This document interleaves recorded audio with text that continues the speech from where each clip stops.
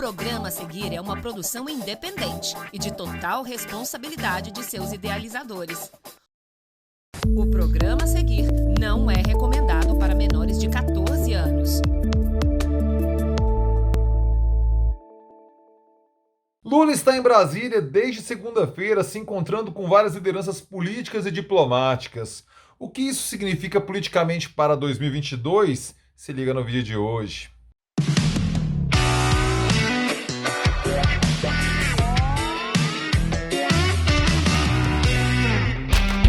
Fala aí, rapaziada! Tudo beleza? Sextou beleza? Sextou legal! Sim, estou aqui hoje, vamos gravar o vídeo de hoje, sexta-feira, dia 7 de maio de 2021, e eu começo com aquele pedido clássico e tradicional. Por favor, meu filho, por favor, minha filha, caso você ainda não tenha feito, inscreva-se agora aqui no canal, inscreva-se, já clique nas notificações, porque você ganha vídeo novo todo dia, mas é todo dia mesmo, Pablo? Sim, minha filha, sim, meu filho. Diariamente estou aqui no youtube.com/Pablo Costa, trazendo os vídeos com os assuntos que eu sei que você curte. Cultura, democracia, política, história, cidadania e tudo mais que se passa em minha cabeça simplesmente doentia. Não vacile, inscreva-se agora aqui no canal, ative as notificações, vídeo novo todo dia, você sabe, rapaz, é muito volume, é muito conteúdo.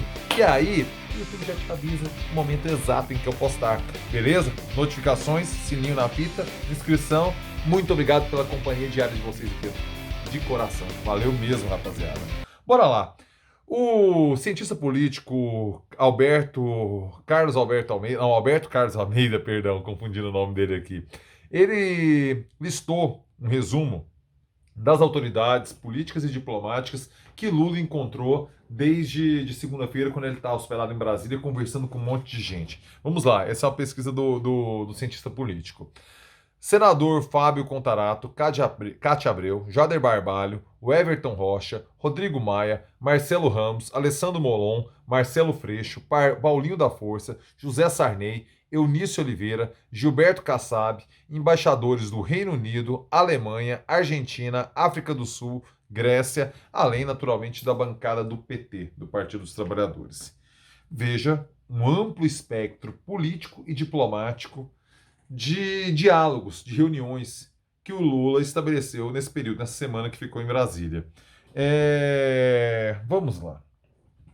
Reunir com a bancada do PT é natural, né? Naturalmente, Lula já estava fazendo isso mesmo antes de estar... porque o que acontece é que ele esperou tomar a segunda dose da vacina, passou o período e começou a fazer esses encontros políticos, né? Ontem teve aquela foto simbólica, inclusive, que ilustra a página aqui a thumb, né? Aquela imagem que ilustra o vídeo, é ele com José Sarney, muito criticado por alguns, mas é uma imagem que repercutiu perante tudo que o Sarney representa, e tendo em vista que semana passada Jair Bolsonaro foi lá também conversar com José Sarney, 91 anos, se transformou numa espécie de conselheiro político de Brasília, pela experiência acumulada, por tudo que viveu dentro da política nacional. José Sarney, o Jair Bolsonaro foi lá conversar com ele, Lula foi lá conversar com ele, então a foto tem esse quê de simbólico também. O que isso significa? Que Lula está voltando a ser aquele Lula de 2022, se esforçando para ampliar o leque. Porque como é que Lula chega naquela chapa de 2022 e chega na carta ao povo brasileiro? Após 3 derrotas, de 1989 no segundo turno contra Collor, 94 e 98, ainda em primeiro turno para Fernando Henrique Cardoso, Lula compreendeu que somente o voto de esquerda é insuficiente para uma vitória eleitoral. Em 89, como o cenário foi muito pulverizado, e Lula foi ali por uma berola, ali por um triz, para o segundo turno contra Collor, naquela disputa ferrenha pela segunda colocação com Leonel Brizola. A partir daí, Lula se transforma na maior liderança política, né? O PT se transforma no maior partido de esquerda do Brasil, suplantando o trabalhismo encarnado naquele momento por Leonel Brizola e pelo PDT. E aí você vê que Lula, como maior liderança, é insuficiente, e até mesmo com os votos do PDT e tudo mais, para vencer, para sequer chegar no segundo turno em 94, 98. Consciente disso, em 2002, o partido começa um esquema de ampliação do seu leque de apoios. E a vice-presidência com o PL, o Partido Liberal, ou seja, até nesse nome é simbólico, o Partido dos Trabalhadores, tendo de vice o Partido Industrial, Zé Alencar, do Partido Liberal, essa composição foi que levou, além de todo o cenário político da América Latina, todo o cenário de desgaste acumulado pelo segundo mandato de Fernando Henrique Cardoso, tudo isso se soma. Você tem uma circunstância em que Lula é eleito. Após o desgaste do impeachment de 2016, da Lava Jato, da derrota para Jair Bolsonaro em 2018, Lula, ao readquirir os direitos políticos a partir da suspeição de Sérgio Moro e também da suspeição e da incompetência jurídica de Sérgio Moro, reconhecida pelo Supremo Tribunal Federal, Lula tenta restabelecer esses vínculos. E aí você vê o leque de lideranças políticas que ele conversa. Primeiro eu vou falar da política, depois eu falo da perspectiva diplomática. Na política, o Lula está tentando se mostrar e relembrar o que foram os 8 anos do seu governo e a construção de pontes que ele teve com todos esses setores, que foram aliados dele.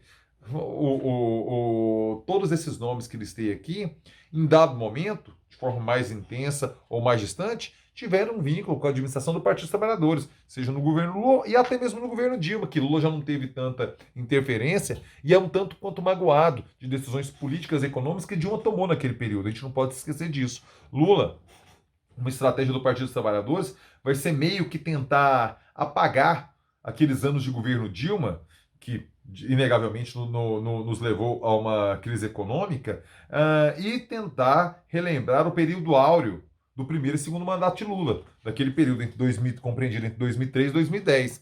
Então Lula tenta restabelecer essas conversas políticas no momento em que hoje o seu principal adversário, Jair Bolsonaro, não dialoga com ninguém, fora aquela súcia de golpistas que frequentam o cercadinho.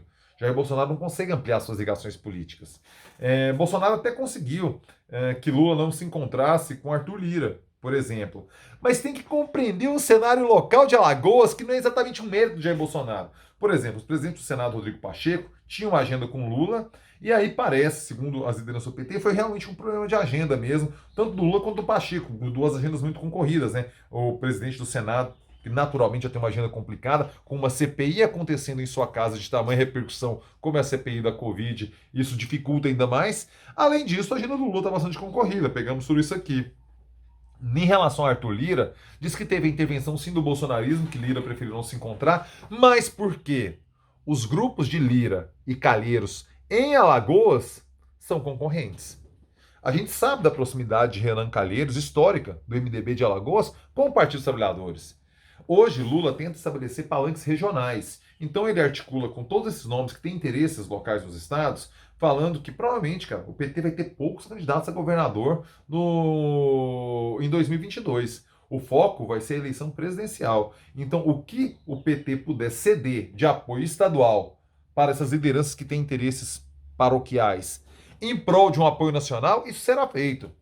Candidatos do Partido dos Trabalhadores que tenham chance de eleição ou de disputa, ou que almejam, que sonham disputar 2022, podem colocar as barbas de molho, porque eles serão rifados sem o menor constrangimento em prol de um projeto nacional. Veja o que está acontecendo no Rio de Janeiro, com essa construção de uma migração do Marcelo Freixo do PSOL para outro partido. Hoje o PSB seria o mais desejado, o mais provável, mas tem conversa com o PDT, mas isso esfriou porque o PDT realmente vai bancar Ciro Gomes, isso dificultaria o Freixo e tudo mais.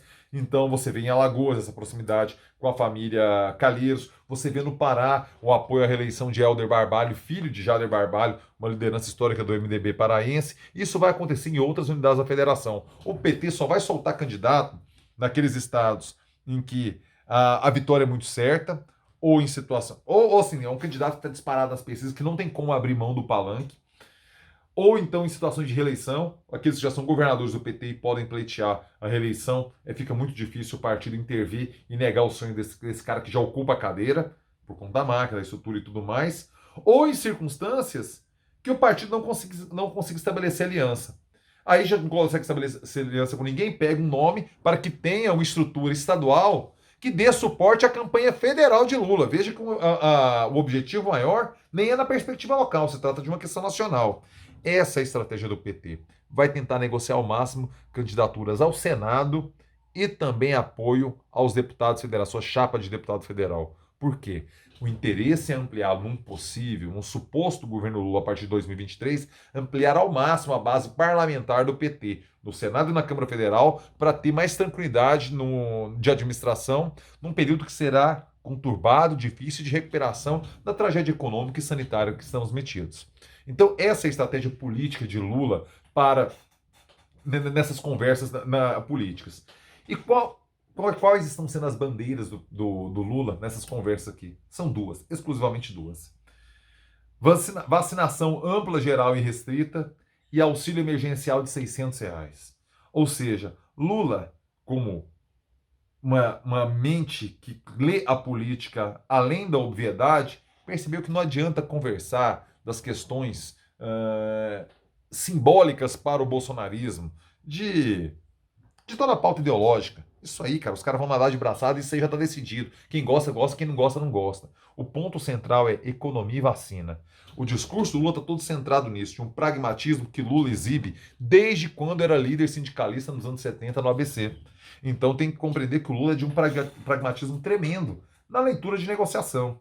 Ele foca nisso porque sabe que o Bolsonaro é frágil na sua argumentação por conta da política econômica equivocada de Paulo Guedes e por conta do desastre em relação à compra de vacinas no momento apropriado, que ele não fez por N motivos. Até porque a estratégia hoje, a CPI vem mostrando cada vez mais, era realmente uma contaminação de rebanho, era que todo mundo se contaminasse, não contando com variantes que pudesse ter recontaminações, e não contava com isso. Naquilo que o Mandetta chamou, né, na terça-feira, de aconselhamento paralelo. Todo esse cenário compõe 2022. E por que os encontros com embaixadores? Reino Unido, Alemanha, Argentina, África do Sul, Grécia, os listados aqui. Porque a gente sabe do isolamento internacional de Jair Bolsonaro. Hoje ele conseguiu criar atritos com lideranças mundo afora, seja do Mercosul, seja da América do Norte com o Canadá e com os Estados Unidos, seja em relação à União Europeia. Hoje o Jair Bolsonaro é um pária. O Brasil é um pária por conta da política diplomática de Jair Bolsonaro. Lula encontra essas pessoas sinalizando ao empresariado, ao agronegócio, que ele tem pontes diplomáticas internacionais que Jair Bolsonaro não tem. Porque são pessoas, porque são ideológica. Lula mostra ao capital que, caso ele seja eleito, o Brasil voltará a... Vai lá, isso não é imediato, isso não é um interruptor que você liga e desliga. Ligou a lâmpada acende, desligou a lâmpada apaga, não é isso. Mas que o Brasil vai tentar restabelecer essas pontes que eram a nossa mais sólida tradição diplomática. Que Jair Bolsonaro, empolgado com aquele discurso completamente desconectado da realidade do Olavo de Carvalho, do olavismo, que contamina o pensamento intelectual de Ernesto Araújo, essa ideologia implodiu tudo que o Itamaraty conquistou ao longo de décadas. Uma tradição de respeito, uma tradição de não interferência em questões internas de países, uma tradição de defesa dos interesses brasileiros. É isso que Lula sinaliza ao encontrar essa sequência de embaixadores. O que Bolsonaro não consegue, por incompetência política e por questão ideológica. Entenda que Lula faz um gesto significativo para o mundo político e faz um gesto também importante para o capital. Porque, vai lá, o agronegócio tem ideologia.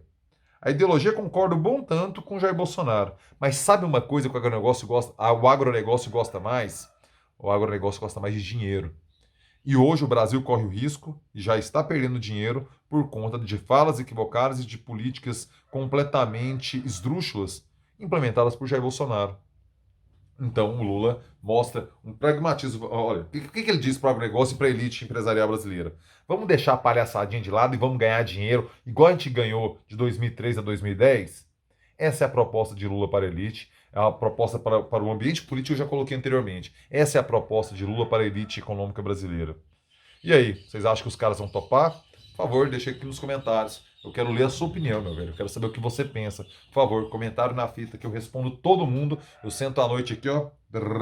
Respondo todo mundo aqui do canal. Maravilha? E se você chegou até aqui, like, meu filho. Deixe seu joinha aí, por favor. Não vacile, cara. Faça isso aí para ajudar o canal. É o ingresso, né, cara? O que eu cobro de você é somente um like. Por favor, deixe aí seu like. É importantíssimo para mim que você deixe seu joinha, certo? Live no final de semana. Hoje seremos eu e André Rodrigues, somente nós dois, trocando a ideia com você. Você vai mandar sua pergunta e eu e o André Rodrigues vamos trocar ideia com você hoje, às 9 da noite, sexta-feira. Tirem as crianças da sala. Amanhã, sabadão, às 9 da noite, no canal do Henrique Morgantini, eu e ele trocando aquela ideia esperta com você na etílica Morgue Coça. Beleza?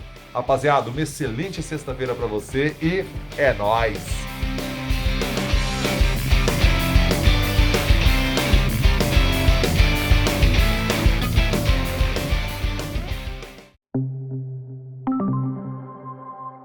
WVTV.